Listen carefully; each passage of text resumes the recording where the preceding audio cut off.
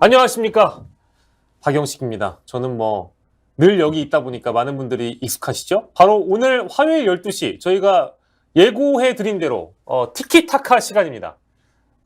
화요일은 경제 티키타카, 목요일은 정치 티키타카로 저희가 예정이 되어 있는데요. 야심차게 출발했기 때문에 여러분들의 뜨거운 기대와 성원으로 시작하겠습니다. 반갑습니다. 네, 반갑습니다. 예, 지금 나와 있어요. 지금 이름 보세요, 지금. 자, 주번 박영식, 떠든 사람은 박시동, 김민광. 자, 우리 한 분 한 분 소개를 해드릴게요. 우리 박시동 골디락스 경제연구 선생님 나오셨습니다. 아이고, 네, 반갑습니다. 안녕하세요. 연예인도 아닌데 갑자기 선글라스를 끼고 네. 나와서 죄송합니다. 눈이 좀 안 좋아지셨다고. 예, 건강 사정 때문인데 예. 평가가 안 좋네요. 네가 연예인이냐? 정영진이냐? 그래서 정영진 얘기 요즘 많이 나오죠. 예. 언제까지 그럼 선글라스를 쓰실 계획이십니까? 다음 주 정도까지. 다음 주 정도까지. 예. 예, 다음 주 화요일에 저희가 만나게 된다면 네. 그때까지만 쓰시는 걸로 좋습니다. 자, 그리고 옆에는 오늘 김민광 앵커, 김민광 아나운서 경점 알점 못으로 오늘 출연해 주셨습니다. 예. 김민광 아나운서 나오셨습니다. 반갑습니다. 네, 경할못입니다. 경할못. 예. 네. 들어보니까 저도 많이 찾아보니까요. 소장님께서 경제계 인간 챗 GPT? 제가 오늘 쓰면 나와요. 경할못으로 많이 여쭤보도록 하겠습니다. 고맙습니다. 예. 어떤 질문이든 다 상관없어요. 그리고 여러분들이 남겨주시는 질문들도 저희가 다 소화를 할 예정이니까 진짜 그야말로 티키타카 하듯이 어떤 질문이든 괜찮습니다. 아무튼 여러분들 많은 질문 남겨주시고요. 방송인들은 선글라스 필수입니다. 눈 건강 잘 지켜서 오래 활동해주세요. 골든님 감사드리고요. 김민광 앵커님 반갑다고 이제 남겨주시는 도깨비방망이님 계시고 아가다님 계시고 이다윤님 참여 감사드립니다. 근데 제 그 호칭을 저는 경할못으로 나왔으니까. 그냥 지금 경할못이에요? 앵커하고 계시니까 알못이 정도. 네, 알못이 예, 알못이로. 김알못이 가주시면 좋을 것 같습니다. 편하게. 알겠습니다. 그래야지 네. 저도 질문하기 굉장히 낮은 저의 지적 수준으로 질문할 거거든요. 그래서 실제 낮지 않잖아요. 굉장히 낮습니다. 경제는 너무 어려워요. 아무도 믿을 사람 없을 것 경제는 같습니다. 어려워요. 오늘 질문의 저희가 퀄리티를 한 중일 수준으로 낮추겠습니다. 좋습니다. 감사합니다. 왜냐면 평소에 이제 소장님이 방송하시는 게 한 고등학교 2학년, 3학년 정도로 좀 어렵단 말이에요. 저희가 중1로 낮추겠습니다. 예, 좋아요. 고맙습니다. 알겠습니다. 예. 자, 오늘 이제 여는 주제는 요 주제로 가볼까 합니다. 여러분들도 굉장히 관심이 많을 수 있는 바로 주제인데 이 YTN 매각과 관련해가지고 희한한 얘기들이 많아요. 도대체 어떻게 돌아가고 있다고 쉽게 설명할 수 있을까요? 네, 개요를 잠깐 설명을 드리기에 앞서서 목이 메이네요. 예, 물 드릴까요? 왜냐면 네. 두 분 다 훌륭하신 보이스를 갖고 계신 아나운서 기자 출신이라 갑자기 제 목소리가 자신이 없어지면서 아닙니다. 예. 예, YTN은 사실은 언론이긴 하지만 준공기업 상태예요. 네. 아예 정부가 가지고 있으면 공기업인데 예. 왜 준공기업이냐면 공기업들이 대주주예요. 정부가 직접 주주가 아니고 공기업을 한번 거쳐서 지배하고 있습니다. 그러니까 이제 흔히 우리 알고 있는 마사회 이런 회사들. 그렇습니다. 그래서 최대 주주가 한전의 자회사인 한전 KDN이 있고요. 예. 그 밑에 예전엔 사실은 공기업이었어요. 예. KTNG 담배인상공사. 예. 지금은 아니죠. 민영화됐고. 예. 그 밑에가 이제 한국 마사회. 이런 주주들이 있는데 예. 이번 정부 들어서 공기업이 갖고 있는 YTN의 지분을 네. 팔자. 예. 팔자. 이렇게 결론이 났어요. 음. 그런데 당초에는 논란이 있었어요. 아니 공기업이 갖고 있는 게 뭐가 문제냐. 우량 주고 그러게요. 수익 잘 나오고 네. 그냥 갖고 있으면 자산 충분한데 그렇죠. 굳이 왜 팔아야 되냐. 왜 팔라고 한 거예요? 그러니까 이제 이유가 없는데 왜 팔아야 되느냐라는 게 논란이죠. 윤석열 때문에 파는 거예요? 그렇죠. 그래서 그래요? 정부가 팔으라고 하니까. 이유는 치고 올라가 보면 결국 정부가 팔라고 아, 하는 건데 네. 아직도 난 납득을 못 하겠다. 왜 팔라고 해야 되는 거냐.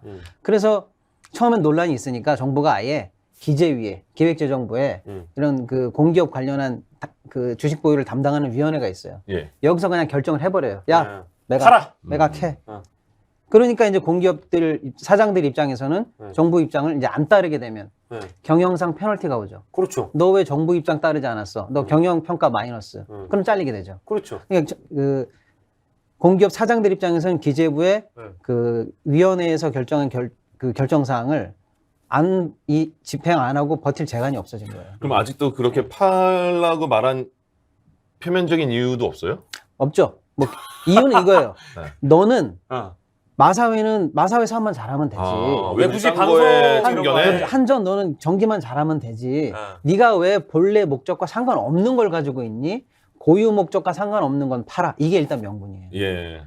근데 이렇게 갖고 있은 지가 뭐 십수년이에요. 아, 그 다른 공기업들도 꼭 어떤 관련된 연관성이 것만 연관성이 갖고 있나? 있어야만 그 네. 어떤 지분을 가지는 건 아니잖아요. 그렇죠. 그리고 역사적으로 봤을 때 왜 그럼 갖게 됐냐면 YTN이 처음에 어려울 때 정부가 공기업을 동원해서 떠받쳐 이래가지고 강제로 사실상 예. 야, 다 투자해서 가지고 있어. 그렇지. 이렇게 해서 역사적으로 갖게 된 건데 네. 지금 갖고 있는 이 상황에서는 음. 그럼 이게 갖고 있는 게 뭐가 잘못됐냐? 네. 손실이 나고 있느냐? 네. 뭐 어거지로 투자하면서 공기업의 경영이 안 좋아지느냐? 이런 게 전혀 아니거든요. 네. 갖고 있는 게 오히려 우량주를 잘 갖고 있기 때문에 괜찮다는 평가가 많은데 이제 와서 본래 목적과 상관없으니까 갑자기 팔어라는 게 의아하고 뜨아한 상황이죠. 그래서 정부의 그 입장 때문에 각 공기업마다 사실은 별도 법인이니까 네. 내부 절차가 필요해요. 예. 정부가 팔라고 결정했으니까 그냥 팔게요가 아니라 네. 각각 이사회를 거쳐야 됩니다. 네. 그래서 마사회도 이사회를 거쳤고 한전 KDN도 이사회를 거쳤어요. 한전 KDN은 한 표 차이로 이사회에서 통과합니다. 아. 이사회에서 그것도 굉장히 치열했네. 예, 예, 예. 오. 4대 반대가 많았는데. 예. 그래서 한 표 차이로 한전 KDN도 이사회 통과를 해요. 예. 그러면 두 회사 다 그래 정부가 팔라고 했고 우리 자체 이사회도 통과했어. 이제 우리 팔면 돼라고 해서 그냥 갑자기 시장에다 내다 파는 게 아니죠. 예. 이제 팔긴 파는데 예. 그냥 남대문시장 가가지고 좌판 깔고 주식 사세요 이러는 게 아니잖아요. 예. 그래서 이 주식을 팔 때는 예. 이런 주식을 매각을 네. 전문으로 하는 예. 주관사가 필요합니다. 소위 이제 그냥 쉽게 얘기하면 팔아줄 사람. 그렇죠. 그래서 각 회사마다 공고를 내요. 예. 우리 주식 잘 팔아줄 주관사를 모집합니다. 네. 어서 오세요. 네. 라고 해서 예. 한전 KDN의 주식을 팔겠다라고 손든 회사들이 많았어요. 예. 제가 팔아드릴게요. 예. 제가 비싼 값에 잘 팔아드리겠습니다. 뭐 주로 증권사들. 그렇죠. 예. 수수료 주십시오. 해서 여러 회사들이 들어와서 치열한 경쟁 끝에 삼성증권이 네. 매각 주관사로 선정이 됩니다. 1등으로 발표돼요. 주관사가 굉장히 매력이 있는 곳인가 보죠? 그렇죠. 주간 업무를 수익을 많이 하면 얻을 수 있는 거예요? 총 매각 금액의 뭐 몇 퍼센트 정도를 수수료로 먹습니다. 예. 근데 증권회사 입장에서는 그런 IB 업무, 이런 주관하고 자문하고 큰 건들 처리하는 것도 주요 수익원이에요. 그러니까 뭐 어서 오세요 하는 거죠. 예. 그래서 이제 재밌는 일이 벌어졌는데 네. 그래서 한전 KDN은 삼성증권이 선정이 됐어요. 1등이 됐어요. 그런데 희한한 일이 벌어지죠. 갑자기 삼성증권에서 저 못하겠습니다.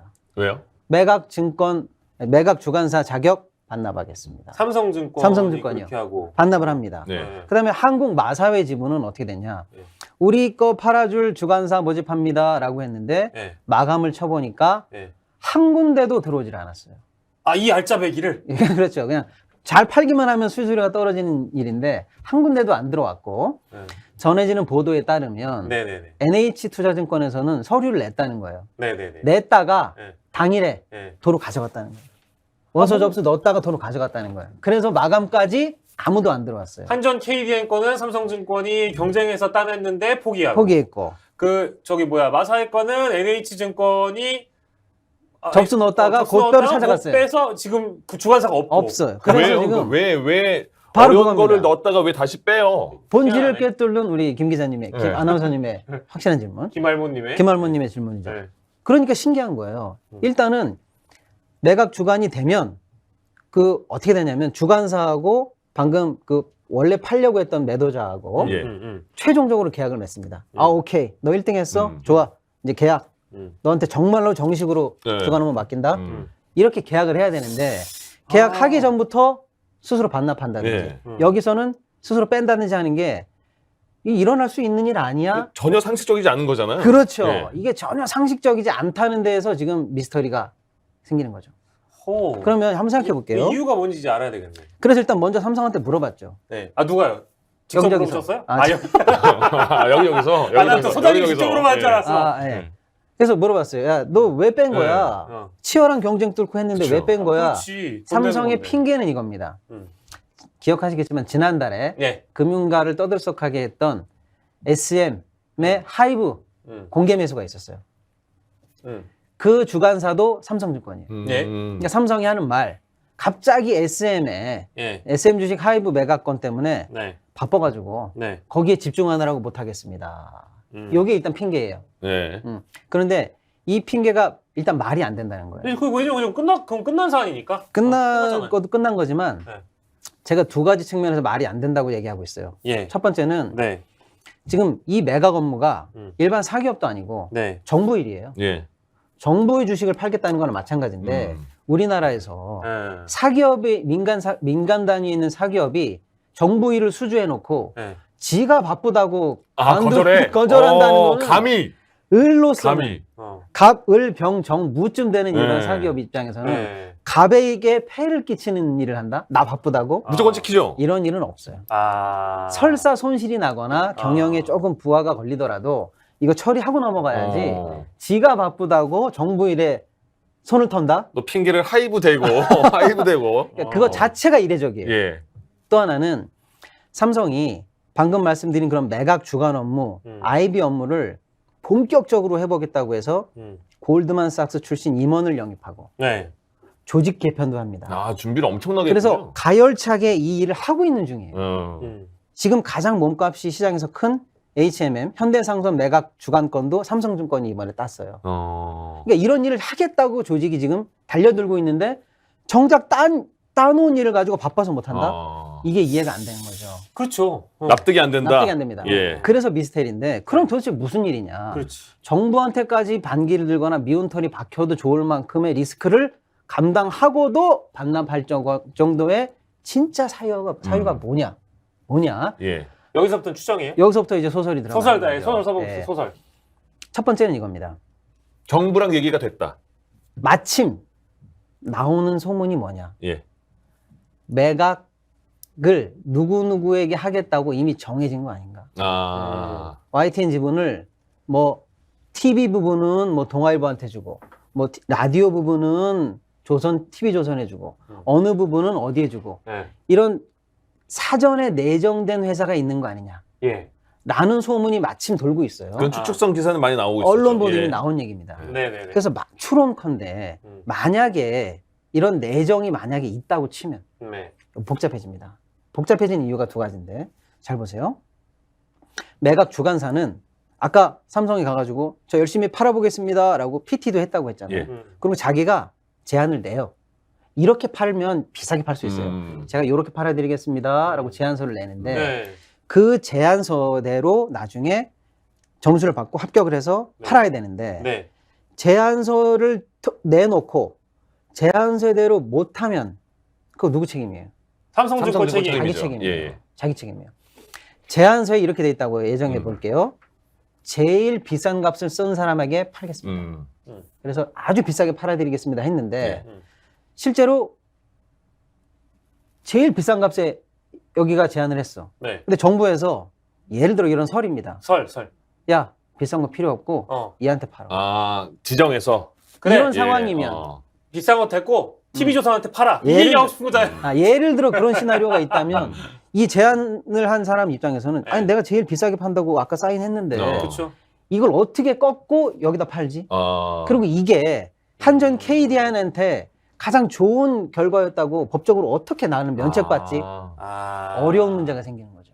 그렇죠. 어려운 문제가 생기는 거예요. 부담이 생기는구나. 이제 즉, 그것까지. 자기가 냈던 제안서대로 못하게 되는 사정은 네. 자기 책임이지. 네. 근데 이 책임을 너보지라고 하면서 결과는 정부가 원하는 대로 내라고 하면 아니 깡패예요. 뭐예요? 난감한 상황이 생기지 않을까. 그렇죠. 그게 만약에 예. 네가 제안한 제안서로는 하지 않고 내가 지정해 준 사람한테 해. 근데 거기에선 손실은 보전해 줄게 하면 그나마 괜찮은 거 아닙니까? 그렇죠. 아니 근데 그럴 리가 없지. 그렇게 그러니까 그게 될 안 되니까. 그렇죠. 예. 또 하나는 잘 보시면 이번에 2대 주주가 한 19% 정도를 갖고 있어요. 지금 현재 YTN에. 근데 KDN이 지금 1대 주주인데 이 지분을 매각하면 21%예요. 그러면 2대 주주하고 차이가 1, 2%밖에 안 나요. 네. 조금 아슬아슬하죠. 그럼 안정적으로 YTN의 1대 주주로서 YTN을 편안하게 지배하려면 몰빵하려면 마사회 거랑 같이 가져가면 합쳐야구나. 좋죠. 두 개를 합친다. 합치면 좋죠. 그런데 오케이. 마사회도 따로 KDN도 따로예요. 네. 각각 그렇다면서요. 독립법인이고 각자의 지분을 알아서 파는 건데 그렇지. 결론을 한 사람한테 몰려고 하는 최종 목적지가 같다면 이거를 조정해내라? 이거는 뭐냐면 나랑 상관없는 남의 회사의 결론까지 내가 신경 쓰면서 같은 결론을 만들어내야 된다는 불가능한 미션이 있는 건 아닐까? 이런 추측이 들어가 보는 거죠. 아, 그러니까 이제 실제로 이제 소문만 무성했던 혹은 예. 실제 선로 돌고 있는 TV조선 내지는 뭐 동아일보, 채널 A 막 이제 이런 이게 만약에 기정사실화돼서 매각 주관사들이 출발을 했는데 그런 상황까지 내다보고 지레 짐작하고 확 빼버린 거네. 그죠? 그렇다고 그런 추정. 그렇죠. 네. 그리고 실제로 이 매각 주관 업무에 들어가기 전에 보통 분들은 이게 얼마나 까다로운 검토를 금융회사가 거치는지는 잘 모르시는데 그렇죠. 실제로 이렇게 됩니다. 아까 말씀드린 것처럼 그 제안서에 제일 비싸게 팝니다라고 하지만 어떻게 팔지에 대한 방법이 들어가야 돼요. 근데 그 방법은 회사마다 다르죠. 다르겠죠. 얘는 이렇게 판다고 그러고 우리는 이렇게 판다고 하는 그 경쟁이거든요. 그게. 네. 그 방안대로 하면 최적의 효과가 나온다는 걸 엄청나게 시뮬레이션 합니다. 예. 시뮬레이션 하고요. 그리고 그대로 했는데 만약에 못 판 물량이 나와. 그러면 떠 안아야 됩니다. 주관사가. 예. 그럼 떠 안았을 때 그 회사 입장에서는 예를 들어 삼성증권은 갑자기 YTN 주식을 자기가 보유하게 돼야 되잖아요. 그럼 이게 이익이야 손해야? 이거 어떻게 관리할 거야? 이런 내부 통제까지 검토를 해야 됩니다. 그거 갖고 오는 거 우리한테 괜찮은 거야? 떠 안아도 돼? 예. 자, 그 다음에 그런 방안대로 해서 실제로 팔 때 갑자기 이 주식을 들고 시장에 나가는 게 아니고요. 이 제안대로 했을 때 이게 현실화 될 수 있는지를 제안서 내기 전에 미리 태핑합니다. 미리 예를 들어 요대로 하면은 이걸 살만한 사람은 우리나라에 한 10명밖에 없을 것 같아. 그럼 물어보죠. 쓱 물어봐요, 이렇게? 쓱 물어봅니다. 그 전에? 쓱. 그거를 매수 의향을 태핑한다 합니다. 미리 물어보는 거죠. 물 밑으로. 그래서 예를 들어서 박 기자님한테 가서 내가 이거 1,000억에 따오면은 살게요? 나 관심 있는데 오케이. 1,000억 잠깐 킵. 자, 여러분들 매수 의향을 태핑한다 나왔습니다. 그렇죠. 예. 그다음에 여기 김 기자님한테도 가가지고 혹시 1,100억에 살게요? 관심 있는데 오케이 킵. 이러면 이제 조율을 하든지 한쪽에 뭐라든 오케이 감이 있구나 이게 느낌이 오잖아요. 이렇게 해서 여기하고 예를 들면 그러면 내가 들어갈 때 같이 들어가자. 예. 같이 들어가자 김 기자. 이렇게 짜웅도 하고 하는데 네, 짜웅. 예, 이런 복잡한 과정을 통해서 제안이 들어가는데 이게 만약에 이런 복잡한 과정을 거쳐서 제안이 됐는데 이대로 못하게 된다면 김 기자한테 제안한 게 있잖아요. 여기는 나랑 같이 들어가면 1,100억을 쏘려고 준비하고 있는데 여길 꺾어야 되잖아요. 예. 굉장히 복잡한 문제가 있어요. 그러니까 지금 그 상황까지는 다 된 된 상태에서 상황에서 틀어졌다는 거잖아요. 된 상황에서 그러니까 이런 복잡한 과정을 거쳤기 때문에 단순히 마트에서 물건을 집었다가 잠깐 변심해서 계산서에 놓은 게 아니고 발품 팔고 계약금 다 쓴 그 계약서를 날리는 것처럼 우리 집 계약서 날리는 것처럼 굉장히 복잡한 과정을 거쳤기 때문에 이런 반납 행위가 이례적이다. 한마디로 굉장히 이상하다 이런 거 아니에요? 이상하다. 예. 이상하기 때문에 이것은 경제적 문제를 넘어서는 정무적 문제나 외압의 문제나 다른 얘기가 분명히 있지 않고서는 설명이 안 된다. 경제 논리로 접근할 게 아니라 이거는 실제 경제성이 있는 사업이고 다들 매각 주관사들이 군침 흘릴만 한데 막상 시작하고 전개가 되려고 하다 보니까 이거 잘못 손댔다간 큰일 나겠다라는 그렇죠. 게 있는 거고 그 배경에는 정치 논리가 있을 것이다. 그렇죠. 이게 설입니다, 설. 설입니다. 그래서 한마디로 정리하면 그래서 왜 이런 이상한 짓을 한 거야? 라고 했을 때 이건 낄판이 아니네. 낄판이 이 아니다. 한마디로 아마 어떻게 설명이 되지 않을까. 그 주관사들이 그렇죠. 이건 낄판이 아니다 해서 뺐다. 그런 게 지금 설로 돌고 있다. 예. 그래서 아주 이상한 일이 벌어지고 있다. 그러면 뭐 YTN은 매각 안 되는 거예요?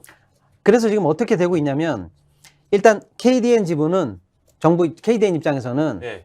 삼성이 반납을 했으니까 네. 2등 회사. 그때 PT에서 2등 했던 애들하고 진행을 해볼게. 진짜요? 무조건 우리는 한다. 그냥 무조건 판다. 그래서 그 2등 회사한테 진행을 해본다고 하지만 그 2등 회사하고도 아까 매각 협상을 해서 최종적으로 그러면 너가 팔어. 라고 주간 계약서를 써야 되는데 아직 본 계약을 못했어요. 거기도 증권사예요? 거긴 회계법인이에요. 회계법인이에요? 예, 아직 본 계약을 못하고 있는 중. 어떻게 팔지에 대한 협상 중인 거죠, 사실. 표류하고 있는 느낌이고요. 네네네. 마사회 지분은 네. 원래는 금융투자업자라고 해서 이런 매각 업무를 했던 사람들만 주관으로 받기로 했는데 보통 지원을 빵이었습니다. 아무도 안 아, 했으니까 이번에는 네. 지원 자격을 낮춰서 회계법인이나 네. 아니면 이런 금융투자업자가 아닌 부티크, 쉽게 말하면 작은 회사한테도 우리가 주관 업무를 맡기도록 요건을 완화해서라도 진행하겠다. 아 그러면 스픽스도 할 수 있어요? 스픽스는 안 되고요. 안 돼. 네네네. 부티키보다 더 작은가 보다. 아 진짜 그 정도로 작은 회사한테 줄 수도 있어요? 그래서 지금 정부는 무조건 진행한다는 거예요. 요건을 낮춰서라도. 근데 그게 굉장히 어떻게 보면 위험한 발상이지 않아요? 아, 점점 그 위험해지기도 하고 예. 이 매각 업무에 도대체 왜 이렇게 예. 기준을 낮춰서라도 열과성을 내느냐. 예. 더 의구심만 증폭되는 상황이죠. 그럼 처음에 그거를 그러니까 왜 팔아야 되느냐를 알면 조금 더 쉽게 풀릴 것 같은데 그렇죠. 도대체 왜 파는지를 모르니까 모르니까. 꼬이고 있네요. 왜 파는지와 같은 질문으로 우리가 추정해 볼 수 있는 게 누구한테 파는지. 그 연결돼 있구나. 그렇게 연결을 해보면 방금 같은 이상한 시나리오들이 어느 정도는 설로서 이해가 되지 않을까 이런 거죠. 아 그러면은 이게 이제 정부의 입김이 어쨌든 굉장히 강하게 작용하는 사안이고 그래서 이렇게 바쁘게 움직이고 있는 건데 어찌 됐든 간에 결론은 YTN을 매각하는 결론으로 가야 되는 거니까. 네. 근데 저는 지금 좀 그 새로운 딴 데서는 나오지도 않은 이제 조금 특이한 얘기를 한번 해보고 싶은데요. 예, 가시죠. 이게 언론의 어떤 민영화냐 아니냐도 당연히 중요한 포인트입니다. 네. 포인트고. 근데 아직은 이제 오늘 보도까지 안 나온 내용 중에서 이제 새로운 내용 한 두 가지 정도를 말씀드리고 싶은데 하나는 네. 국민 여러분들께서 또 우리 시청자분들께서 아셔야 되는데 예. YTN이 남산타워를 가지고 있어요. 맞아요. 예. 예. 예. 근데 남산타워 애국가에 나오는 남산의 상징 국민의 것이고 그 남산타워는 사기업계 아니라는 게 우리 국민들의 인식이 있어요. 서울 시민의 것이죠. 그렇죠. 생각은 그렇죠. 그렇죠. 그런데 만약 예를 들어볼게요. 네. YTN의 대주주가 이번에 조선일보가 됐든 동아일보가 됐든 뭐 한경TV가 됐든 합시다. 민간으로 갔어. 어쨌든. 완전 민간이 된 거예요. 완전 민간이 됐어. 되는 겁니다. 그러면 우리가 늘 보던 서울 시민은 서울 전 지역에서 바라보는 매일 보는 남산타워가 네. 조선일보께 되는 거죠. 서울 시민의 것도 아니고 대한민국 것도 아니고 그렇죠. 이거는 그냥 누군가일 거야. 예. 원래 우리 거였는데. 그렇죠. 살짝 기분이 안 좋아지려고 그래. 그런데 실제 지금 매각 30% 총액을 합쳐도 1,000억 내외입니다. 그런데 남산타워의 가치만 해도 그냥 부동산으로 평가해도 2,000억이 넘어요. 그러니까 1,000억 가지고 그 안에 있는 순자산 엄청나게 가져가는 거예요. 예, 그런 게 깔려 있다는 거고요. 야, 그러면 남산타워가 조선일보 타워가 되는 거야? 동아일보 타워가 되는 거야? 이런 게 감정적으로 국민들이 동의가 될까? 또 하나는 네. 이게 국가 중요시설입니다. 예. 국정원이 관리하고 경찰청이 관리하는 맞습니다. 전파 송출 시설이기 때문에 굉장히 맞아요. 중요한 국가 안보 시설이에요. 예. 이거를 100% 민간에게 뺀다는 거는 네. 국가적으로도 바람직하지 않죠. 그렇죠. 예를 들어서 그거를 이미 그것만 예를 부동산을 빼가지고 국가가 관리하는 방안을 마련해 놓고 네. 공기업 산하로 남겨놓고 나머지 지분만 판다든지 해도 차라리 네. 국민 감정이 괜찮을 것 같은데 네. 아무튼 남산타워 문제가 걸려있다. 네. 이게 하나 있고요. 예. 또 하나는 지금 한경에서 네. 알게 모르게 지금 한 5% 정도까지 YTN 지분을 가지고 있어요. 맞습니다. 네. 한경에서 만약에 이번에 네. KDN 지분을 만약에 네. 최종적으로 매수한다. 네. 그럼 21이 더하기 5가 되니까 26이에요. 네. 그러면 만약에 이런 시나리오라면 네. 한경 입장에서는 마사회 지분은 필요 없을 수 있어요. 그것만으로도 2대 주주하고 격차를 좀 벌릴 수 있어요. 그러네요. 예, 이게 변수가 됩니다. 아. 그래서 그렇게 되면 마사회 지분을 누가 살 필요, 아까 얘기한 것처럼 네. 한 명으로 몰아야 되는 시나리오가 만약에 있다면 네. 그 시나리오에 따르면 마사회 지분은 필요 없어질 가능성이 있어요. 어. 한경이 만약에 한경이. 주인이라면. 네, 네. 그러니까 이런 복잡한 문제도 앞으로 걸려 있다. 아니 근데 이거를 이제 YTN을 매각을 하려고 결정한 사람들 입장에서는 이 정도 시나리오까지 우리 박시동 소장님처럼 멀리 볼 줄 모르는 사람이었네 그러면. 그리고 또 하나 문제도 있네요. 그러면 이렇게 복잡한데 아무나 그냥 사면 되는 거야? 그게 아니고요. 이 방송 관련해 가지고 대주주 자격은 방통위에 마지막에 승인을 받아야 됩니다. 네. 방송통신 승인을 받아야 되는데 예. 네. 지금 방통위원장에 대해서 여러분들 아시겠지만 정권에서는 뭐 구속시키는 만에 아주 지금 피곤한 상황이에요. 네. 윤석열 쪽 사람이 아니라는 거죠. 네. 지금 정부 사람이 아니에요. 예. 그러면 지금 이분이 뭐 구속이 돼서 임기를 빨리 마치던 내일 결정 나는 것 같은데요. 그렇죠. 예. 아니면 최소한 정상 임기를 치르든 네. 어쨌거나 7월 7월 이후에는 바뀝니다. 네. 그런데 이번 YTN 지분 매각의 딜 클로징 시점이 9월까지예요. 네. 아, 그래요? 왜 7월이나 5월이냐가 아니냐면 바뀐 다음. 바뀐 다음에 처리할 수 있는 여지도 약간 있는 거 아니냐 이런 시나리오도 가능하죠. 왜냐면 방통위를 거쳐야 되니까. 거쳐야 됩니다. 예. 아니 그러니까 왜 매각을 해가지고 이 사단을 만든 거예요? 이게 노조에서는 YTN 노조 입장은 제가 뭐 노조는 아니지만은 예. 언론 장악 아니냐. 그쵸, 이제 그렇게 주장하고 보수 일변도의 언론을 만들려고 하는 정부의 언론 장악 프레임이다. 네. 이렇게 하고 있고 특히 그 지분을 매각할 생각이 없던 공기업을 강제로 압박해서 매각하게 만드는 거는 그 자체로도 문제가 되고 또 공기업 너도 이거 잘못 매각하면 배임이다. 이렇게 해서 가만히 있지 않겠다는 게 지금 노조의 강경한 입장인 것 같습니다. 남산 타워는 지금도 이름이 남산 타워예요? N타워죠. 서울 N타워로. 그렇죠. 서울 저희 N타워. 때 남산 타워였죠. 갑자기 또 나이가 예. 서울 N타워 얘기는 굉장히 새로운 와닿는, 그러네요. 굉장히 와닿는 문제라. 그러니까 저 같으면은 조선일보 타워가 되면 짜증 날 것 같아요. 그러니까 제가 지금 얘기했지만 살짝 그 어감도 그렇고 예. 받아들이는 느낌 자체가 예. 썩 좋진 않네. 그런 거잖아. 뭐 굳이 뭐 조선일보 그런 거 떠나서 예. 남의 우리 거였는데 그렇죠. 남의 게 돼버리니까 예. 그게 좀 기분이 안 좋을 수 있다. 네. 어디가 그래서 나 지금 조선타워가 어디가 나 지금 동아타워 가는 길이야. 약간 이게 지금 네. 솔직히 좀 어감이 좋지 않습니다. 그렇죠. 그렇게 생각하니까 이 사안이 좀 더 많이 심각하게 다가오시죠, 여러분들. 그렇습니다. 첫 번째로 우리가 몸풀기인데 이 정도였어요. 몸풀기인데. 많이 풀었네. 진짜 많이 풀었습니다. 많이 풀었어요. 예.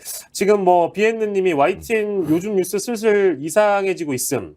호중바라기님, 대박. 새로운 걸 알았습니다. 남산타워가 그렇게 될 수도 있군요. 이다윤님, 그럼 살 필요가 없는 거 아닌가요? 이제 이런 식의 이제 댓글 반응이 나오고 있다는 점 얘기하면서. 자, 이제 본격적인 경제 티키타카로 넘어가도록 하겠습니다. 일단은 지금 우리가 그 스픽스에서 짚어봤던 내용 중에는 우리 여러분들 다 아시는 세계 은행들 중에 굵직한 은행들이 아무튼 무너지고 있다. 이제 요 대목을 또 짚어보려고 하는데 이번엔 또 독일 은행이에요? 그렇죠. 네. 일단은 우리 김 아나운서님께서 경알못이라고 하니까 네. 도이치방크는 어느 나라 은행일까요? 도이치디가 독일이죠. 그 정도는 알죠. 대단하십니다. 뱅크 독일어로 방크. 합격. 예. 맞습니다. 맞습니다. 오늘이 사실 우리나라 시간으로 화요일인데 지난 주말에 전 세계 금융가를 강타해서 모두를 숨죽이게 했던 뉴스가 바로 도이치방크 소식인데요. 그 도이치방크 얘기는 일단은 결론부터 말씀드리면 살짝 진정이 됐습니다. 네. 진정이 됐어요. 근데 진정됐으면 됐지. 알아야 돼? 라고 하시겠지만 잘 생각해 보세요. 지금 매주 주 후반에 네. 주 중반에 살짝 소문이 나서 주 후반에 큰일이 나서 네. 주말에 해결되는 국제적으로 큰 뉴스들이 지금 매주 터지고 있어요. 맞네요. 그런데 그게 조금씩 같은 듯 다른 듯 하거든요. 근데 이 흐름을 설명을 드려야 네. 지금 전 지구적인 금융 문제에 대해서 조금 이해도가 높아지실 것 같아서 예. 네. 네. 교훈이 되는 정도의 얘기를 좀 추려서 네네. 전해드리도록 좋습니다. 하겠습니다. 좋아요. 네. 일단 도이치방크 독일 네. 은행인데 독일의 1등 은행이에요. 우리로 치면 1등이면 국민은행이죠. 예를 들어. 중앙은행은 아닌 거죠? 그렇죠. 예. 예. 그런데 자산 규모가 어느 정도냐면은 저도 이번에 봤는데 1870조.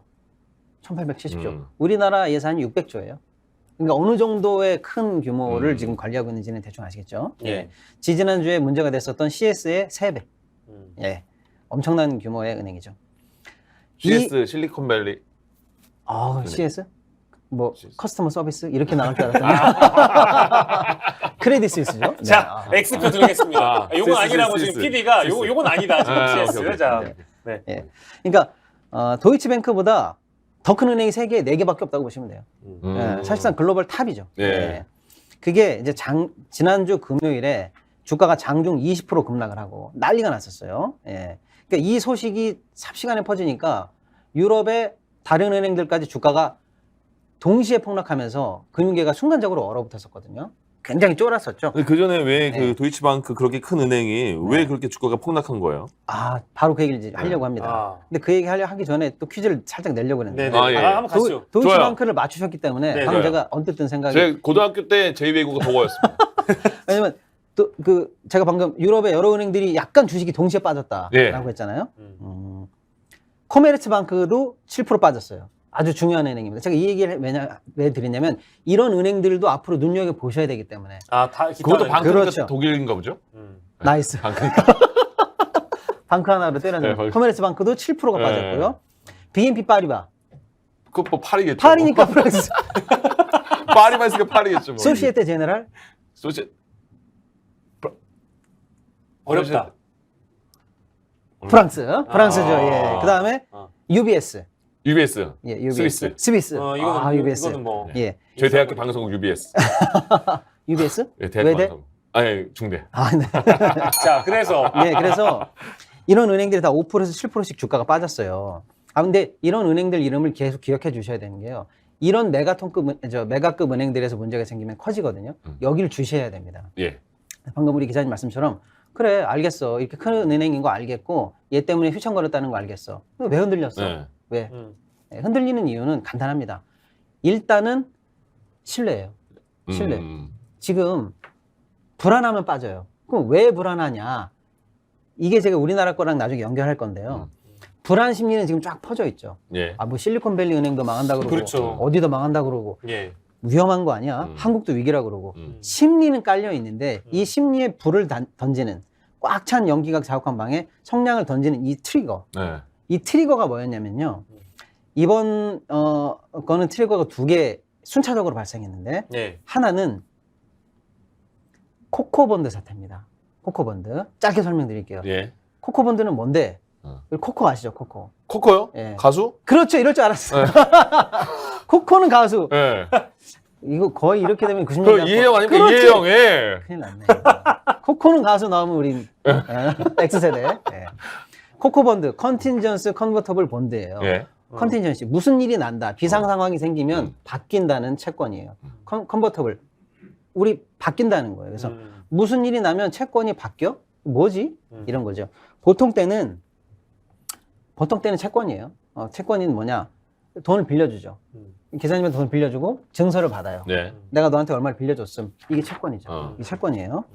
채권은 우리 장부에 부채로 씁니다. 갚아야 되니까. 나중에 갚아야 되죠. 네. 빌려왔으니까 갚아야 됩니다. 그러면 부채로 장부에 써 있으니까 경영상 평가를 할 때 좋은 것 같지는 않아요.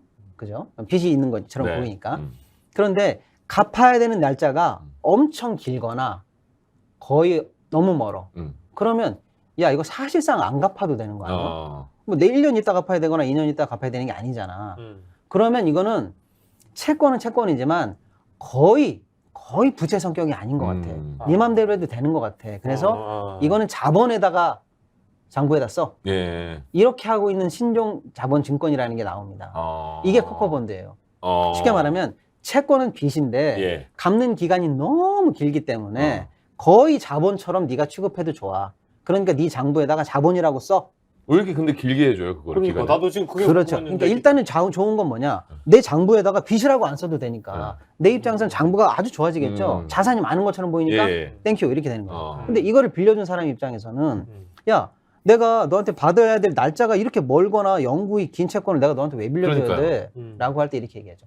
그냥 채권 1년짜리, 3년짜리, 10년짜리 빌려주면 이자가 3%, 5%인데 8% 드릴게. 8% 드릴게. 그러면은 그래? 이 고 이율 때문에 이 채권을 사는 사람한테는 매력이 있는 거죠.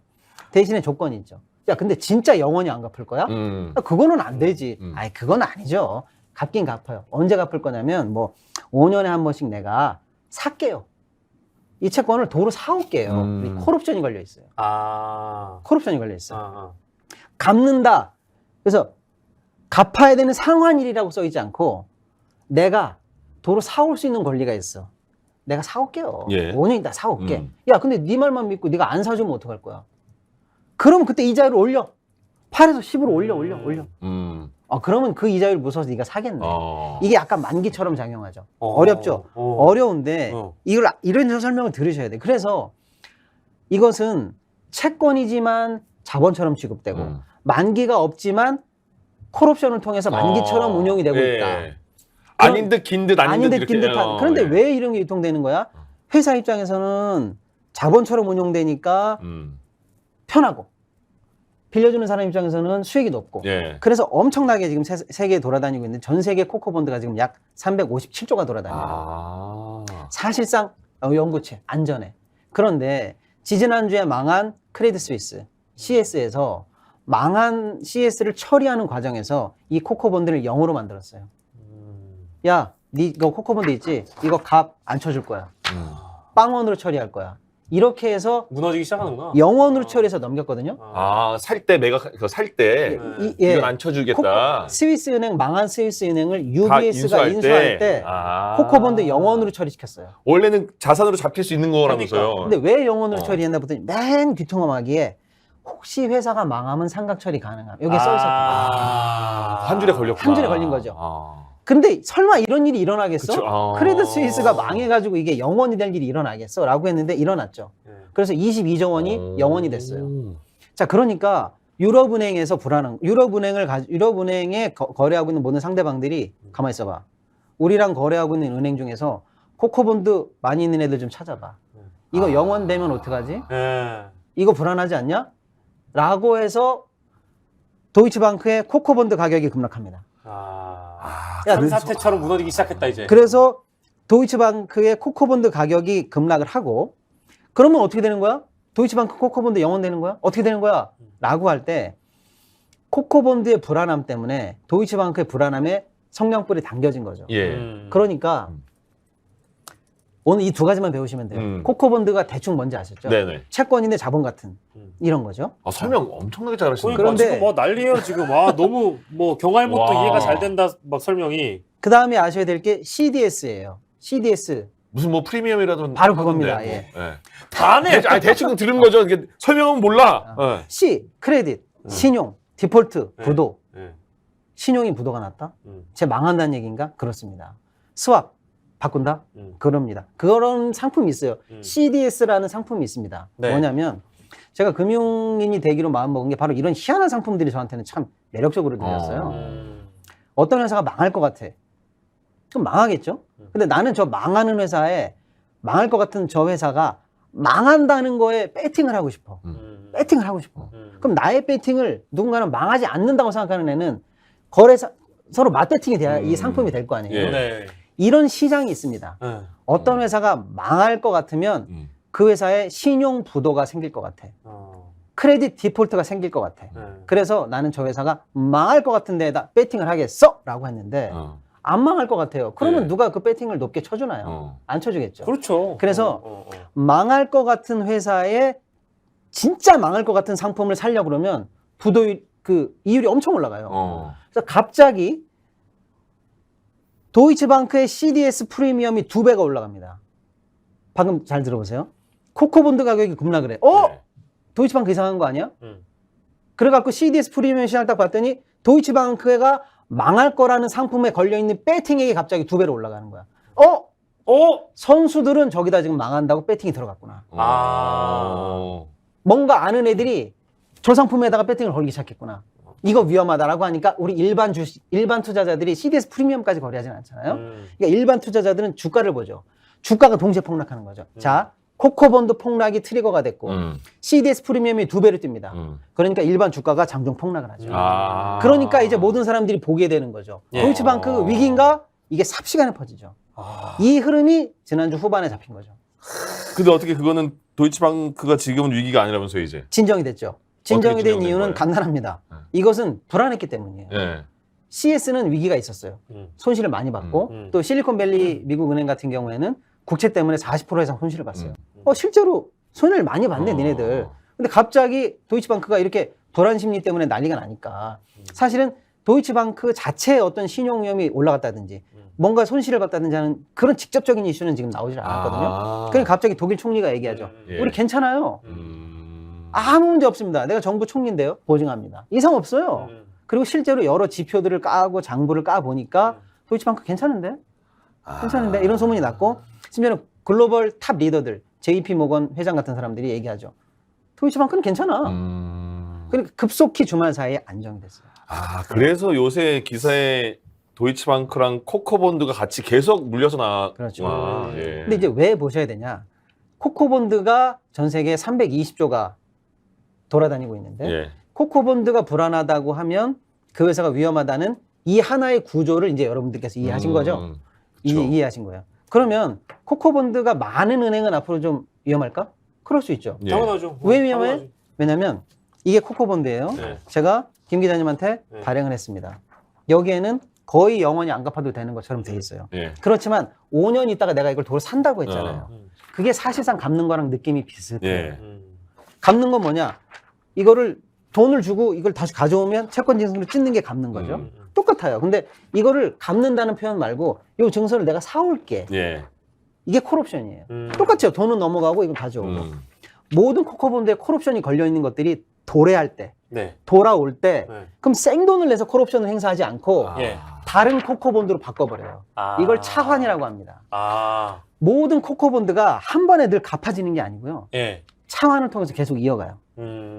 그러면 코코본드가 위험하다고 하면 어떻게 될까요? 차환이 어렵겠죠. 차환이 어려워요. 그럼 어떻게 합니까? 어느 순간에는 진짜로 사야 돼. 내 돈이 들어가야 돼요. 예. 네. 근데 그 돈이 들어가야 될 때 돈이 없으면 그 은행은 유동성 위기에 간다. 이런 구조도 이제 생각해 볼 수 있는 거죠. 더 나갔구나. 한번 보죠. 예. 바로 이게 우리나라 은행을 볼 때 여러분들이 생각하셔야 되는 게 여러분 기억하셔야 되는데 작년 11월에 우리나라 금융계에 또 굉장히 핫한 뉴스가 한번 있었던 게 작년 11월. 흥국생명. 네. 아, 여기 지금 예. 댓글 중에 한우기님이 흥국생명 사태륜에 아. 라고 이제 코코본드 사태를 비유를 해주셨어요. 김연경. 그렇죠. 김연경 아, 네. 흥국생명. 저 김연경. 그래서 제가 그치. 제 개인 유튜브에 오늘부터 김연경 선수 미안합니다. 흥국생명 응원 못합니다. 아. 흥국생명이 네. 코코본드를 발행했습니다. 이렇게 발행을 했어요. 발행을 그랬구나. 했어. 했으면 아, 코코본드는 우리나라에도 있는 거예요? 우린 모든 은행이 다 발행할 수 있고 보험도 발행할 수 있습니다.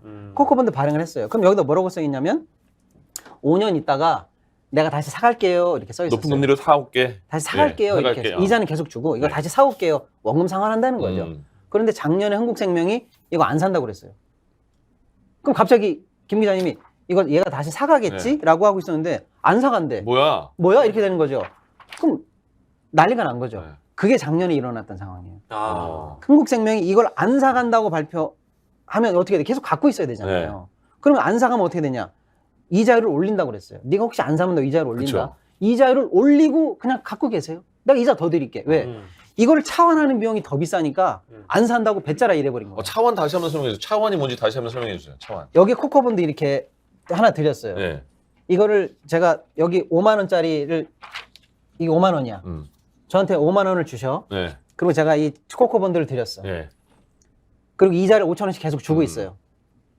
그런데 만기가 없어. 언제 갚아라라는 말 대신 이렇게 써 있는 거야. 네. 제가 사올 수가 있게 돼 있다는 5년 있다가. 그럼 제가 이렇게 하는 거죠. 요 증서 저한테 주세요. 저한테 5만 원 드리는 거죠. 구조가 어때요? 돈 갚는 거하고 똑같죠? 네. 똑같죠? 이렇게 하면 완전히 갚아버리는 건데 네. 갚지를 않고 새 코코본드로 바꿔드릴까요? 요건 어차피 5년 있다가 바꾼다. 요건 찾아오게 돼 있어요. 요건 5년 있다가 콜옵션이 되게 되지. 예. 새 코코본드를 만들어. 그래서 요걸로 바꿔드릴까? 아. 바꾼다. 돈이 아니고. 그렇지. 요거를. 또 바꾼. 아니면 또는 요 코코본드를 이번에는 여기다가 발행해. 음. 여기다 발행하고 이 돈을 갖다가 이거를 이렇게 차환해. 이런 식으로 코코본드가 계속 차환돼야 되는데 배짜라 하고 그냥 갖고 계세요. 이렇게 선언해버린 거죠. 이렇게 되면 야, 저 은행은 왜, 저 보험사는 왜 코코본드 상환하지 않는 거야? 돈 없어? 또는 차환 발행이 안 될 정도로 시장에서 신뢰를 잃었어? 이런 생각을 하게 되죠. 그게 불안하다는 거예요. 작년에 그래서 난리가 났는데 지금 코코본드 사태가 전 세계를 강타하고 있으니까 우리도 긴급 점검에 들어갔습니다. 현재 우리나라 은행권 코코본드 발행 잔액이 31조입니다. 예. 31조. 금융지주가 19조, 은행이 12조 해서 31조가 우리나라도 발행이 돼 있어요. 그러면 중요한 거는 코코본드 만기가 돌아오겠죠. 만기가 돌아올 때 이거 바꿔줘야 되는데 만기가 돌아오는 상황에서 만약에 신용이 낮으면 어떻게 될까? 우리나라 은행도 도이치방크처럼 불안하지 않을까? 라는 걸 금융당국이 지금 예의주시하고 있고 예. 신한금융지주, 신한금융이 그런 불안함이 싫은 거야. 그래서 지난주에 이렇게 선언을 해버렸어 아예. 저희는 미리 상환할게요. 돈 있습니다. 미리 상환할게요. 네. 이렇게 상환했습니다. 자, 그래서 이게 현재 우리나라 상황이고요. 이제 국제적으로 다시 한번 정리해드리면 예. 코코본드 보셔야 되고 네. 우리나라 은행도 약 30조 넘게 코커본드가 발행돼 있다. 이 부분도 지금 금융당국이 예의주시하고 있다. 예. 이렇게 보시면 될 것 같고요. 요 얘기 더 궁금하신 거 너무 어려워서 은행은 그럼 코커본드는 그 1금융권에서만 발행하는 거예요? 아닙니다. 보험도 발행하고요. 손해보험도 발행하고 다 발행할 수 있습니다. 그래서 이게 위험한 거예요. 위기 네. 자체가 전방위적으로 확산될 수 있으니까. 그래서 코커본드 사태가 뭐 이제 국외뿐만 아니라 국내에서도 하나의 위기로 자리 잡을 수밖에 없고. 그래서 제가 다음 주제로 자연스럽게 넘어가려고 네네. 하는데 PF? 잘 보시면은요. 불안한 상황에서는 방금 말씀드린 것처럼 말도 안 되는 코커본드, 말도 안 되는 CDS 프리미엄 이런 사태 때문에 불안이 결국 트리거가 돼서 금융 위기를 만들잖아요. 예. 그러면 우리나라는 뭐가 트리거가 될까를 제가 한번 연구해 봤어요. 네. 방금 말씀드린 것처럼 코커본드? 그래, 우리 금융당국하고 쭉 보니까 31조밖에 안 돼. 그리고 신한금융지주에서는 먼저 상환하겠다. 걱정하지 마십시오. 우리 돈 있습니다. 우리 불안하지 않아요. 오케이.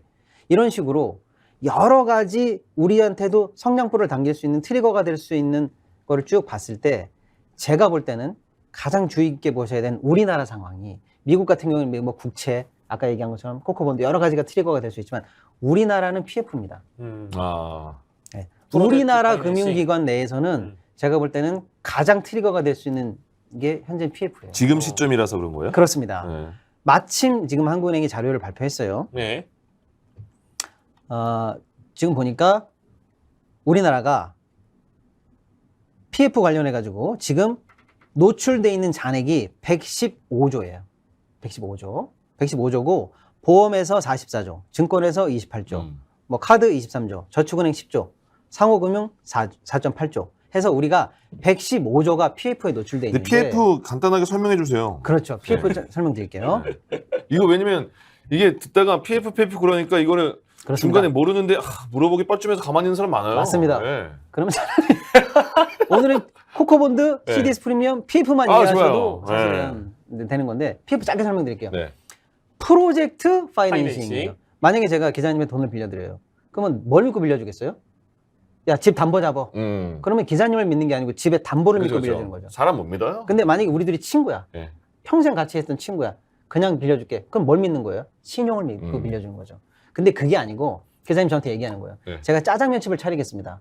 제가 솜씨가 좋아요. 그래서 차려서 한 달에 매출 이만큼 내서 이렇게 사업해서 그 돈으로 갚겠습니다. 내가 자기 짜장면 먹어봤거든. 기가 막혀. 짜장면 사업 나 그거 가능하다고 봐. 돈 줄게. 미래를 보내, 미래. 사람을 믿는 게 아니고 네. 프로젝트. 담보를 믿는 게 아니고 사업 프로젝트의 흐름을 믿고 돈을 꺼주면 그게 PF입니다. 그래서 프로젝트가 앞에 붙는 거예요? 프로젝트 파이낸싱. 그 프로젝트에 프로젝트를 돈을 대주는 금융기법이에요. 그러면 설명 언제부터 이렇게 잘했어요? 감사합니다. 오, 예. 진실은 아닌 것 같아요. 진짜. 네. 그래서 진실. 부동산 프로젝트 파이낸싱은 네. 그냥 부동산 프로젝트. 그렇죠. 그 프로젝트를 믿고 만약에 빌려주라. 기자님께서 내가 부동산 사업을 할게요라고 저한테 와서 얘기하는 거예요. 이거 대박이야. 이렇게 부동산 사업 할 테니까 돈 줄 거예요. 그럼 나는 기자님의 신용 믿지 않고 담보 믿지 않고 그 사업 계획 믿고 갈게. 그러면 PF라는 것만 있으면 이게 부동산에 한정된 건 아니고 그렇죠. 앞에 부동산 PF에 부동산 있어야지. PF죠. 그런데 보통 거구나. 부동산 PF가 많으니까 부동산 PF라고 하는 거죠. 그렇군요. 그런데 알겠습니다. 그러면 이제 세부적으로 들어가 볼게요. 부동산 개발을 할 때 단계를 다 쪼갭니다. 방금 얘기한 것처럼 부동산 해볼게요 라고 하는데 그냥 저 막연하게 얘기하는 게 아니고 단계를 쪼갭니다. 1단계 땅을 사야 되겠죠. 땅을 사야 되겠죠. 네. 그리고 이 부동산 개발이 가능하도록 인가 허가 받는 게 굉장히 어려워요. 소유자 동의 받는 것도 어렵고 2단계가 제일 어렵습니다. 이런 사전 단계에 돈이 들어가죠. 땅 사야 되니까요. 예. 근데 땅을 잔뜩 사놓고 정부에서 야 거기 아파트 못 지어. 인가가 안 나면요. 꽝이에요. 가장 리스크가 큰 단계입니다. 이 앞 단계를 뭐라고 하냐면 브릿지라고 해요. 이 앞 단계를 브릿지라고 합니다. 자, 그 다음에 그래서 브릿지에 예를 들어서 한 1,000억이 필요하다고 해볼게요. 저한테 와서 얘기합니다. 여기 요만큼 땅 사서 아파트 지을 겁니다. 브릿지 단계에서 1,000억 꿔주세요. 그럼 제가 얘기하죠. 말 된다. 1,000억 가져가. 딱 빌려줍니다. 네. 그러면 그래서 그 1,000억 가지고 땅 사가지고 인허가 받고 설계도 지어가지고 통과했어. 그러면 이제 드디어 1단계 본 PF로 들어갑니다. 그래서 딴 데 가가지고 이제 땅 파기 들어가야 되잖아요. 예. 땅 파기 들어가고 골조 올리는 데까지 2천억이 필요합니다. 2천억 좀 꺼주십시오. 라고 해요. 그래서 여기 2천억을 꺼오는데 원래 2천억만 꺼오는 게 아니고요. 3,100억을 꺼옵니다. 왜? 1단계 했던 브릿지 했던 돈을 갚아야죠. 그래서 1단계 PF를 가지고 1단계 사업을 하면서 앞에 있었던 선단계 터는 거예요? 를 갚아주는 거예요. 그러니까 1단계 PF가 진행이 돼야 예. 브릿지가 갚아지는 거예요. 자, 그러면 이제 2단계. 2단계는 이제 골조 올라가고 막 시멘트 올라가고 막 멋있겠죠. 그것도 3천억이 필요해. 네. 그러면 이제 이건 얼마가 필요하겠어요? 거기에 필요한 돈 더하기 1단계 PF에 있던 그 돈과 이자를 갚아내야 될 돈까지 한꺼번에 필요해요. 2단계 PF가. 점점 키워지는 거죠. 예. 이제 대충 구조가 이해가 되시죠. 자, 그렇게 해서 단계별로 나눠야 되는데 지금 우리나라 금융세가 어디에 많이 몰려 있느냐를 봤을 때 브릿지에 많이 몰려 있는 게 위험해요. 왜 위험하냐? 브릿지에 몰려 있다는 거는 사업이 진행이 땅을 안 안 판다는 거예요. 아. 자, 그래서 1단계 PF까지만 넘어가면 약간 기차가 출발하는 느낌이에요. 자, 보세요. 땅을 팠죠. 땅 파놓고 가만히 있습니까? 아무리 자재비가 올라도 골조 올리죠. 철근 올렸는데 녹슬기 전에 시멘트 메꿔야죠. 그렇죠. 시멘트 올렸는데 그 흉물스럽게 놔둡니까? 마감 쳐야죠. 1단계 일단 공사 진행되면 일단 기차는 출발하는 건데 1단계가 넘어가지 않고 브릿지에서 멈추면 브릿지가 지금 돈이 물리는 거죠. 그런데 왜 물리냐? 1단계 출발이 왜 안 되냐? 네. 그 종착역이 미분양일 것 같으면 진행이 안 됩니다. 삽질을 안 하고 잠깐 대기. 지금 시장을 왜? 보니까. 기차는 출발하면 부산까지는 5시간이면 가거든요. 그러니까 1단계 시작하면 2년이면 완공이에요. 네. 그럼 무조건 그 안에 분양이 끝나야 돼. 그쵸. 근데 2년 내에 분양이 안 될 것 같아? 미분양 잠시 대기. 잠깐, 안 돼! 잠깐. 1단계 PF 멈춰! 잠시 대기. 그러면 브릿지에 물려있는 돈들이 회수가 안 되는 거죠. 예. 근데 만약에 아까 기자님이 저한테 브릿지에서 1,000억을 빌려갔어요. 네. 나는 그거 언제 갚을 건데 3달이면 1억은 납니다. 오케이. 그럼 3달 있다가 1,100억이 들어올 거라고 나는 생각해요. 그런데 1단계 진행이 안 되고 있어. 상환이 안 되고 있어요. 그럼 그 1,000억을 못 갚고 있죠. 제가 기자님이 저한테 1,100억을 못 갚으면 저의 위기입니다. 그렇게 해서 물려있는 금융사마다 1단계에 물려있는데 2단계에 물려있는데 브릿지에 물려있는데 이걸 다 조사해 보니까 위험한 데가 몇 군데 보이더라고요. 그렇게 되면 그래서 우리는 미분양으로 인한 지금 부동산 경착륙 또는 부동산 미분양이 지금 원래 정부가 마지노선으로 잡은 거는 62,000이에요. 예. 62,000만 넘어도 위험하다고 했는데 지금 뭐 7만, 10만 어저께 원희룡 장관 얘기가 10만까지는 지켜보겠다고 그랬어요. 미분양 가구가 예. 그 정도까지 넓어지면 결국 부동산 금융이 돌지 않으면 각 단계별로 물려있는 PF 물량들 중에서 그 돈이 회수가 안 되면 결국 그 돈 때문에 디폴트가 나게 되는 약한 금융회사들이 나오면 그 회사가 무너지거나 하면 연쇄 금융위기가 생기지 않는가라는 이 시나리오가 제가 볼 때 우리나라에서는 가장 위험한 시나리오다. 그래서 부동산 PF 기사 나올 때 금융기관 이 PF 연체료에 대해서 나오는 거군요. 그렇죠. PF가 지금 어디가 연체되고 있어? 왜 브릿지에서 멈췄어? 왜 1단계로 안 넘어가? 그래서 저희가 몇 주 전에 했던 것처럼 대구에서 대우건설 같은 초우량 불지의 기업이 돈을 물어주고라도 브릿지에서 빠져버려요. 뺀 거죠. 발을 빼버려. 한 400억 주고 빼버리죠. 맞아요. 그 정도로 1단계로 안 나가? 그 정도야 지금. 뭐 이런 위기가 가장 위험한 상황이죠.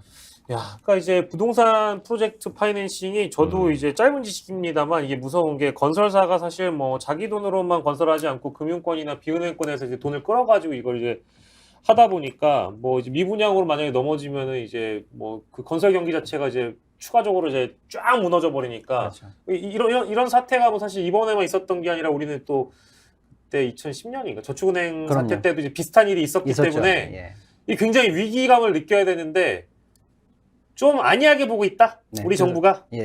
지금 시장에서 조사는 많이 해서 하고 있는데 제가 볼 때는 이 시나리오에 대해서 더 강력한 스트레스 테스트가 필요해요.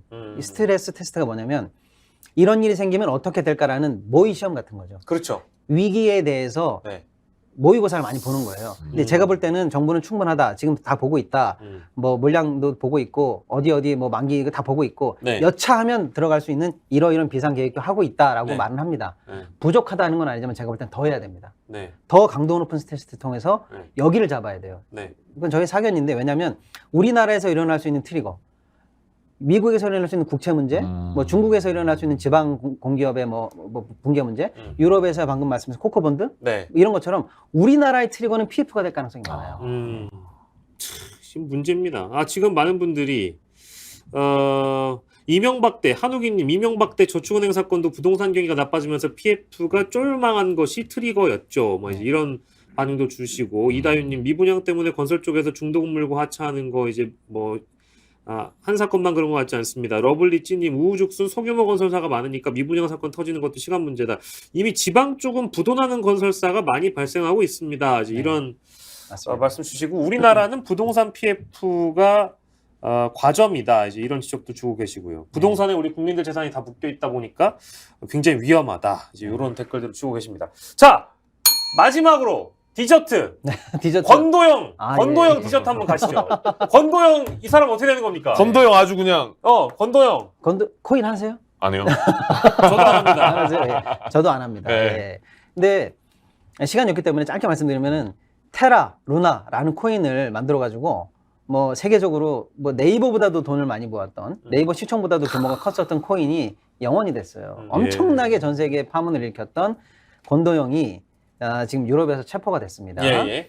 그래서 이제 미국에서도 8개 혐의로 현재 기소한 상황이고 우리 네. 검찰도 쫓고 있는 상황이고 검도형 내놔 다 이러는 거잖아요. 그렇죠. 뭐 싱가포르까지. 싱가포르에서도 내놔라 하는 생이고 몬테네그로에서는 일단 위조 여권을 썼으니까 너는 공문서 위조범이니까 이거는 일단 우리나라에서 재판받아. 서로 재판하고 싶어 하는 이런 거예요. 상황입니다. 그냥 근데 시간이 없으니까 제가 짧게만 말씀드릴게요.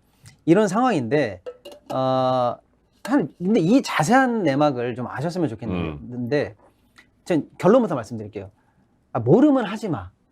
제가 늘 주위에 있는 분들한테 말씀드려요. 코인을 코인 말하는 아니 거예요. 코인이고 뭐고 간에 모르면 아예 하지 그냥 마. 모든 거에 주식도 하지 대해서 모르면 하지 마. 왠지 적금도 하지 마. 모르면 하지 마. 왠지 다 하지 마. 모르면 사람 모르면 사귀지도 마.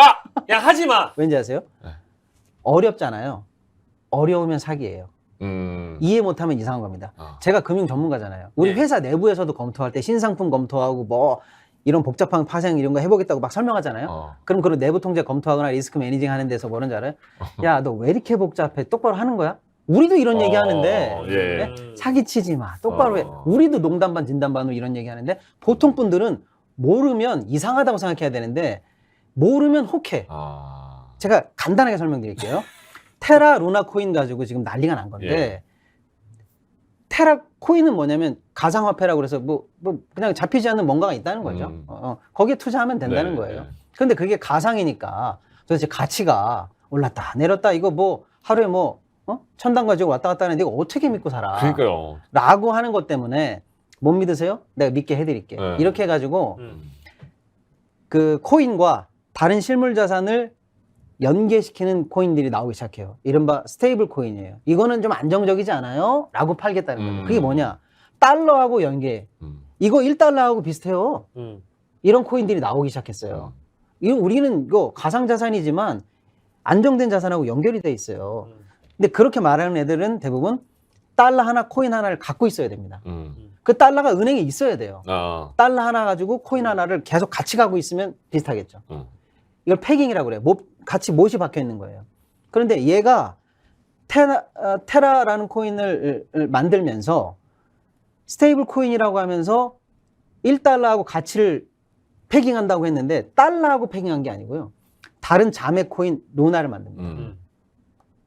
잘 들어보세요. 이상하지 않아요? 이상하죠. 달러하고 매칭한다고 하면서 다른 코인을 1달러와 만들어서 전혀 모르는 루나랑 루나를 만들어서 얘네 둘을 알고리즘으로 조종하면서 이거를 팔는데 이게 1달러하고 안 맞으면 이거랑 매칭해주고 이거를 팔면서 이게 1달러랑 안 맞으면 이거랑 매칭해주면서 둘 다 지들 거 아닙니까 또? 바로 그겁니다. 네. 이 알고리즘에 사람들이 혹해가지고 아주 혁신적인 코인이 나왔다라고 하는데 너무 어이없는 게 뭔지 아세요? 둘 다 이거랑 이거를 서로 매니징하면서 조종하면서 1달러를 맞춘다는 혁신적인 아이디어처럼 보였는데 둘 다 무너질 거라는 생각을 안 해요. 네가 이상하면 여기서 꼬우고 여기서 하면 여기서 꼬울게. 그거 혁신적인데? 라고 했는데 근데 둘 다 무너진다는 생각은 왜 안 했냐는 거예요. 그런 상황이 벌어졌어요. 그래서 둘 다 가치가 한꺼번에 무너지면서 패깅이 깨지고 난리가 난 사건이죠. 쉽게 설명드리면. 그러니까 근데 이 쉬운 설명을 제대로 이해하지 못한 분들이 그 루나에 물려서 그게 한때는 뭐 이제 그 코인 세계에서는 시총 뭐 몇 위까지 했던 네. 그런 코인인데 엄청나게 많은 피해자가 양산된 거잖아요. 네. 아무튼 그 권도형. 네. 예, 그래서 이 양반을 그 이제 각국에서 뭐 지금 몬테네그로는 아직 못 보내준다. 네. 막 이러고 있는 입장이니까. 그러니까 저는 이렇게 말씀드리고 싶어요. 뭐 늘 권도형 하면 나오는 게 뭐 대원외고를 졸업하고 네. 미국 스탠포드에서 컴퓨터를 했고 안 뭐 돼, 안 돼. 마이크로소프트에서 일했고 애플에서도 쓸모없어. 일했고 뭐 천재적인 뭐로 통하고 그래서 이런 혁신적인 이런 미사여고 사실 들어보면 무슨 얘기인지 모르는 얘기. 결국 알고리즘으로 맞춘다. 그게 뭔데? 이런 거가 제발 위험하다고 생각해 주셨으면 좋겠습니다. 야, 좋습니다. 오늘 저희 끝날 때가 다 됐는데 최고의 칭찬이 올라왔어요. 비엔느님 3프로 TV보다 더 재밌습니다. 와. 야, 이거는 뭐 거의 우리 가족이 올린 건 아니겠죠? 아니, 비엔느님 자주 오시는 분이요. 저는 느꼈습니다. 저같이 진짜 경알못 같은 사람들은 뭐 어떤 이슈 모를 때 유튜브 찾아보거든요. 좀 네. 쉽게 설명하는 채널이 있나 싶었는데 와 YTN부터 PF, 도이치방크 등등등 굉장히 저는 너무 좋았어요. 야, 이제 심지어 방송 오늘 본 거 다시 돌려봐야지 이런 분도 네, 오셨습니다. 배우기 위해서 너무 좋은 것 같아요. 예, 오늘 뭐 사실 그 제2의 정영진이 아니라 박시동 소장님과 함께 여기 컨셉 그냥 써서 야, 가져가세요. 그냥 예. 그럴까요? 괜찮은 예, 것 같아요. 예, 예. 가져가세요. 괜찮을 것 같아요. 예. 오늘 주번과 떠든 사람과 함께하는 네. 티키타카 시간이었고요. 오늘 경알못 김민광님, 박시동 소장님과 함께 해봤습니다. 오늘 뭐 첫 시간이었는데 네. 다음 시간이 있을지는 우리 나가서 피디님과 함께 얘기를 해보도록 하겠습니다. 여러분 오늘 시청해주셔서 감사드리고요. 목요일 정치 티키타카도 많은 기대해 주시기 바랍니다. 여러분 고맙습니다. 고맙습니다. 감사합니다.